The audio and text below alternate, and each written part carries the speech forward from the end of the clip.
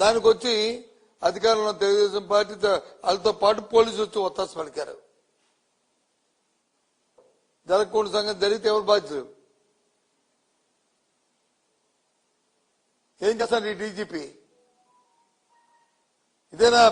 ఇదేనా మీకు శాంతి భద్రతలకు వచ్చి మీకు ఇచ్చింది? మీరు చేస్తుంది రాష్ట్రంలో డీజీపీ తప్ప చంద్రబాబు నాయుడు దగ్గర ఉడుకు పని చేయట్లేదు. దయచేసి మీరు గుర్తెరగాలని కోరుతున్నాను. పోలీసు వ్యవస్థని, వ్యవస్థ పట్ల ఉన్న గౌరవాన్ని దయచేసి కాపాడమని కోరుతున్నాను అధికారుల్ని. అంతేగాని తందాన తానా అంటే తందాన అనుకోండి. ఏంటండి ఇది? రాంబాబు ఇన్సిడెంట్ చూసాం మనం. ఆయన ఏదో మా నోరు జారారు అన్నారు. చెప్పారు ఆయన, నా వయసుకి మాట్లాడడం సరికాదు, నేను అనలేదు. అది కూడా నన్ను వచ్చి ఎవరైనా తిడితే దానికి బదులుగా చూసుకుందామని చెప్పి అన్నాను తప్ప నేను ఏ వ్యక్తిని అనలేదని చెప్పాడు. అయినా దాన్ని విత్డ్రా చేసుకున్నానని చెప్పాడు. మనం తీసుకొని చరిత్ర తీసుకోండి. అయినా ఆలేదో మాట్లాడారు, బాస్తూ లేదు. తెలుగుదేశం పార్టీలో ఉన్న వాళ్ళు మాట్లాడారని మేము మాట్లాడాల అవసరం మాకు లేదు. ఉదాహరణకు చెప్తున్నాను. కానీ అయితే పోలీసుల దగ్గరుండి ఆయన మీద దాడి చేయిస్తారా? కార్యకర్తలు దాడి చేయిస్తారా? మనుషులు కార్యకర్తలు అంటే ఎవరికి లేరనుకుంటున్నారా? దయచేసి ఇది సాంప్రదాయం కాదు. ఆంధ్ర రాష్ట్రం, తెలుగు ప్రజలు భారతదేశంలోనే అందులో స్వామి అనే ఒక పేరు ఉంది. చట్టాన్ని గౌరవిస్తారనే ఒక పేరు ఉంది, ఒక నాండు ఉంది. దయచేసి చంద్రబాబు నాయుడు గారు ఇలాంటి అప్రతిష్టలు మూటగట్టుకోకండి. పోయింది మీ పరిపాలన, అది ఆ పేరు. ఇప్పుడు మళ్ళీ ఇది ఒక బీహార్ లాగో తయారవుతుంది.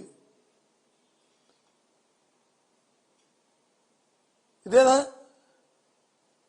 రాష్ట్ర ప్రజలు ఆలోచించమని కోరుతున్నాను ఈ ప్రభుత్వం ద్వారా పనితీరుని.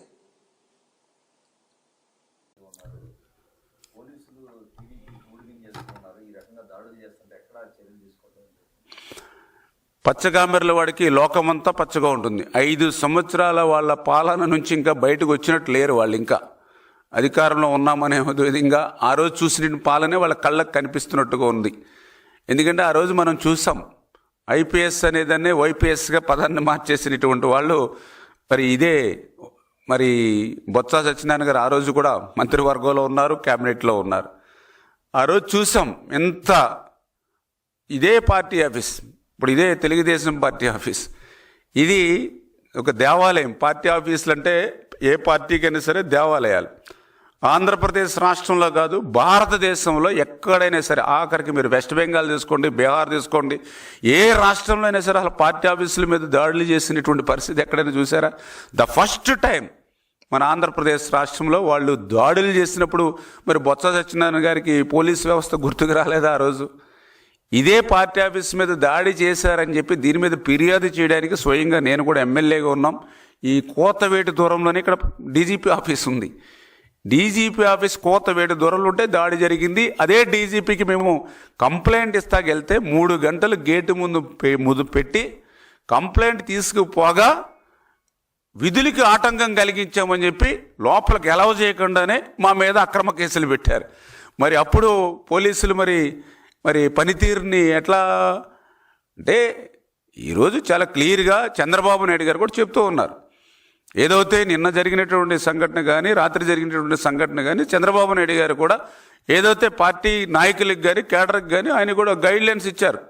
ఎట్టి పరిస్థితులను లా అండ్ ఆర్డర్ని ఖచ్చితంగా కాపాడుకోవాలి, ప్రజాస్వామ్యంలో ఇటువంటి వాటికి తావు ఉండదు, ఎవరు తప్పు చేసినా, ఎవరు లైన్ తప్పినా కూడా కఠినంగా ఉంటామనేటువంటి లైన్ని కూడా ఈరోజు పార్టీ కూడా ఇచ్చినటువంటి పరిస్థితి. ఎందుకంటే చంద్రబాబు నాయుడు గారు ఇప్పుడు కూడా లా అండ్ ఆర్డర్కి పెద్ద పెట్టేస్తారు. మీ అందరికీ తెలుసు ఆంధ్రప్రదేశ్ రాష్ట్రం ఉమ్మడి రాష్ట్రంలో కూడా ఫ్యాక్షనిజం ఆ రోజు ఒక రాయలసీమలో కానీ ఇక్కడ పల్నాడులో కానీ ఫ్యాక్షనిజం బుస్సలు కొడితే దాన్ని ఈరోజు రూపురేఖలు లేకుండా ఫ్యాక్షనిజాన్ని మరి ఎక్కడ కూడా కనపడకుండా చేసిందే మరి తెలుగుదేశం పార్టీ. మీ అందరికీ తెలుసు హైదరాబాదులో మరి గణేష్ నిమజ్జనం వస్తే 40-50 రోజులు కర్ఫ్యూలు ఉండేవి, వందలాది మంది చనిపోయినటువంటి పరిస్థితి. ఒక్క తెలుగుదేశం పార్టీ వచ్చిన తర్వాతే లా అండ్ ఆర్డర్ని కాపాడాం. ఎప్పుడు కూడా లా అండ్ ఆర్డర్కి పెద్దపీట వేస్తాం తెలుగుదేశం పార్టీ, చంద్రబాబు నాయుడు గారు. చేత ఎక్కడో ఒకరో ఇద్దరో హద్దు మీరి తప్పు చేస్తే కఠినంగా వాళ్ళ మీద శిక్ష పడేటువంటి విధంగానే మేము పనిచేస్తాం. తెలుగుదేశం పార్టీ లైన్ ఎప్పుడు కూడా క్లియర్గా కరెక్ట్గా ఉంటుంది తప్ప అటువంటి వాళ్ళని ఎంకరేజ్ చేసేటువంటి పరిస్థితి ఎప్పుడు కూడా తెలుగుదేశం పార్టీలో ఉండదు. ఏదైతే ఈవేళ ఈ బొత్స గారు కానీ అదేవిధంగా మాట్లాడుతున్నటువంటి నాయకులు, అందుకే చెప్తూ ఉన్నా, వాళ్ళ నాయకుడికి చెప్పండి.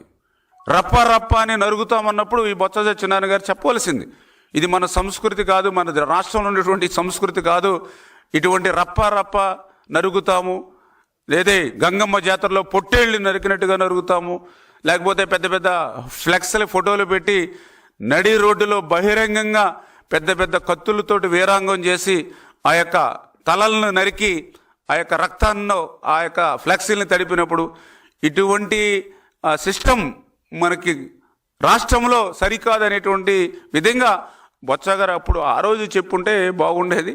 అంచేత నీతి అనేది ఒకరికే కాదు, ఇద్దరికి. మీ దగ్గర నీతులు చెప్పుకునేటువంటి పరిస్థితుల్లో మేము, మా నాయకుడికి రాజకీయ అనుభవం ఉంది. ఖచ్చితంగా ఎక్కరు తప్పు చేసినా, ఎక్కడ తప్పు జరిగినా, అది మన పార్టీ అయినా ఇంకొక పార్టీ అయినా లా అండ్ ఆర్డర్ అనేది ముఖ్యం. అందుకే నేను ఇందాక ఉదాహరణ కూడా చెప్పాం, ఒక సోషల్ యాక్టివిటీస్ట్ నిజంగా ఎంతో కేడర్, మా పార్టీ కేడర్ కూడా అతను అరెస్ట్ చేస్తే సోషల్ మీడియాలో మమ్మల్ని కూడా దుమ్మెత్తిపోశారు. అయినా కూడా వెనుకాళ్ళ ఒక మాజీ ముఖ్యమంత్రి సతీమణి గారిని ఉద్దేశించి అనుచిత వ్యాఖ్యలు చేశాడు, కరెక్ట్ కాదు, తప్పు అని చెప్పి అరెస్ట్ చేసి జైల్లో పెట్టారు. పార్టీ నుంచి ఎంత వ్యతిరేకత వచ్చినా, కార్యకర్తల నుంచి ఎంత వ్యతిరేకత వచ్చినా కూడా చేశాడు చంద్రబాబు నాయుడు గారు. అది చంద్రబాబు నాయుడు గారి యొక్క పనితీరు. అంచేత అటువంటి చంద్రబాబు నాయుడు గారు మీ దగ్గర నేర్చుకోవాల్సింది ఏమీ లేదు. మీరు ఇంకేమైనా నేర్పవలసి ఉంటే కనుక మీ జగన్మోహన్ రెడ్డి గారికి నేర్పండి, మీ వైఎస్ఆర్సీపీ నాయకులకు నేర్పండి, మీ వైఎస్ఆర్సీపీ నాయకుల మాట తీరు మార్చుకోమని చెప్పండి. అదే మేము బొత్స గారు కూడా తెలియజేస్తూ ఉన్నాం.